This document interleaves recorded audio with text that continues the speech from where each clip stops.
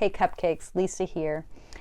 Now, I often bite off more than I can chew, and this may be one of those instances. We'll see. But my intention is to create a series of videos called Learn to Speak Tarot. And these are videos in which I want to explore this fundamental idea that the tarot is a language.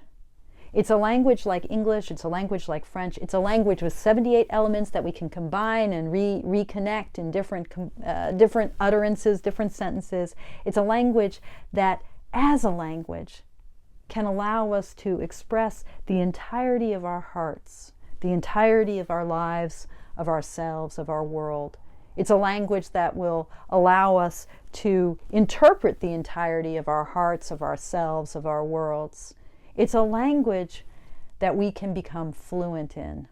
It's a language, like any language, that will allow us to communicate. So, in other words, the tarot is something that we need to become conversant with, right? We need to be able not just to memorize keywords. This isn't like bring out the decoder ring and get the secret message. This is much more like, how do I talk to this person in French and figure out what they're feeling, right? Tarot is a language. So in order to dive into that notion of tarot being a language, there are 3 principles that I want to share. The first of these is that tarot is a language of image. Okay? Now this is true whether we're talking about a Marseille style deck, the kind of deck that is based on the woodcuts from the 17th and 18th century, that has this sort of characteristic style. It's true whether we're talking about the Waite-Smith imagery of the deck that emerged in 1910 by Arthur Edward Waite with art by Pamela Coleman Smith, or a deck like the Crowley-Harris deck, the Thoth or Tote deck, artwork made in the 40s, but it wasn't published until the late 60s. Whatever kind of tarot deck it is, whatever the lineage, whether we're talking about Marseille, Waite-Smith, or Crowley-Harris, right? All of these decks use the language of image. That is to say that the component parts of the picture all have symbolic meaning. So we look at, this is from the Morgan Greer deck, the 1979 tarot deck, one of my 5 must-have tarot decks. It has mountains, it has moon, it has water, it has the suit elements themselves, the cups, it has a hooded figure retreating, we see only his back, it has a staff, right? Each of these parts of the picture have symbolic weight to them. And because they have symbolic weight to them, we can look at places where we see the moon. We can look at places where we see other cups, right? The other cards in the suit of cups. We can look at places where we see other figures from the back. We can look at places where we see other bodies of water, where we see other mountains or hilltops. And reading across these cards, we start to reinforce our sense of, what do the mountains mean? It's mysterious. We don't have to look this up online, right? We don't have to get an encyclopedia. Mountains, what do mountains mean to me? And not just to me, Lisa, although that's relevant too, but to me as a member of Western culture, to me as someone who has heard phrases like, go tell it on the mountaintop, where I think about mountains in relationship to spiritual ascent. I think about Mount Sinai and getting the tablets from God. I think about all the ways in which climbing a mountain symbolizes spiritual ascent.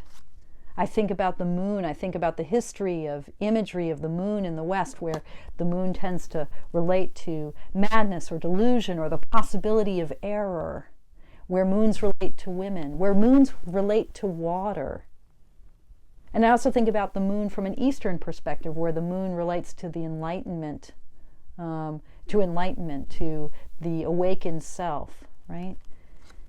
And I don't have to look it up on the internet or in an encyclopedia to have a sense of what it means to be seeing a figure from the back, or to be seeing someone with their head bowed, or to be seeing this suit element of the cup, which is a vessel that contains liquid, to see that upturned or overturned, to see the liquid coming out. Nor do I have to look up in some dictionary of imagery to think, well, what does red mean? I know red is wine. I know red is blood. I can make sense of this imagery by what I know as a person who has grown up in this culture, from what I know as a person with eyes in a world that has color, that has shape, right? So in the first place, the first principle of learning to speak tarot is learning to read image, and particularly image as symbol, okay? The second principle of learning to speak tarot is this recognition of number, right?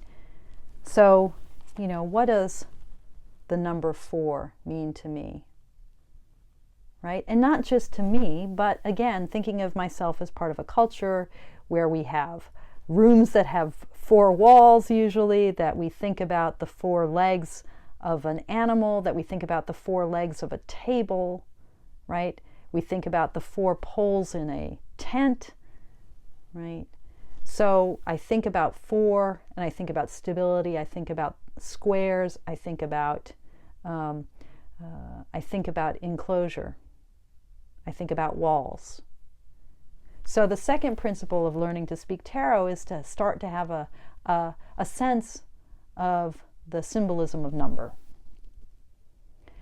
The third principle of learning to speak tarot is to start to have a sense of arrangement, of how items are placed in space, to start to think about insides and outsides. So here's the 4 of coins in a typical Marseille style deck. This is actually the Tarot de Marseille edition Millennium, right? And so I think about, where are these? We've got corners. We've got the echo of the shape of a card itself. The 4 reminds me of the 4 sides of a card. We see how there's something inside. We see how there's things on the perimeter.